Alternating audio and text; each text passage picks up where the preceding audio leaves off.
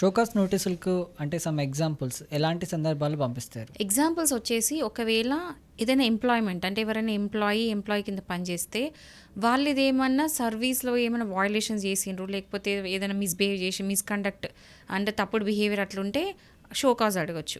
ఒకవేళ tax authorities నుంచి show cause వచ్చింది అనుకోండి, ఏదైనా ట్యాక్స్ కనుక ఎవేట్ చేసి అంటే ట్యాక్స్ కట్టకుండా లేదా ట్యాక్స్ ఎన్నో ఇయర్స్ నుంచి కట్టకుండా ఉంటారు కదా, అట్లాంటి ఏమైనా తప్పిదాలు జరిగితే మాత్రం అట్లా ట్యాక్స్ అథారిటీస్ నుంచి కూడా వస్తుంది.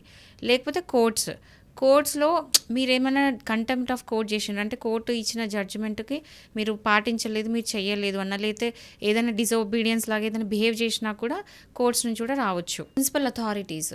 మున్సిపల్ అథారిటీస్ నుంచి సపోజ్గా మీరు ఇల్లీగల్ కన్స్ట్రక్షన్స్ చేసిండ్రు, లేకపోతే వాళ్ళు ఇచ్చిన సెట్ బ్యాక్స్లో కట్టలేదు, ఏదైనా సరే ఒకవేళ కన్స్ట్రక్షన్లో మీరు తప్పులు చేసినా, ఇల్లీగల్ అన్ఆథరైజ్ కన్స్ట్రక్షన్ చేసినా కూడా మున్సిపల్ అథారిటీస్ నుంచి కూడా మీకు షో కాజ్ నోటీస్ వచ్చే ఛాన్సెస్ ఉన్నాయి. ఒకవేళ ఎడ్యుకేషన్ ఇన్స్టిట్యూషన్స్ నుంచి వచ్చినాయి అనుకోండి, ఏదైనా మాల్ ప్రాక్టీస్ చేయడము, లేకపోతే ఏదైనా ఇండిసిప్లిన్గా బిహేవ్ చేయడము, ఎందుకు ఇదంతా చేసిండ్రు అని చెప్పేసి ఎడ్యుకేషన్ ఇన్స్టిట్యూషన్స్ నుంచి కూడా మీకు షో కాజ్ నోటీస్ వచ్చే ఛాన్సెస్ ఉన్నాయి. సో ఇట్లా రకరకాలుగా షో కాజ్ నోటీసెస్ ఉంటాయి. బేసికల్లీ ఇవి చేసేది అడ్వకేట్సే. సో ఏదైనా ఉంటే షో కాజ్ నోటీస్ పంపిస్తే దానికి రిప్లై ఇవ్వాల్సి ఉంటుంది.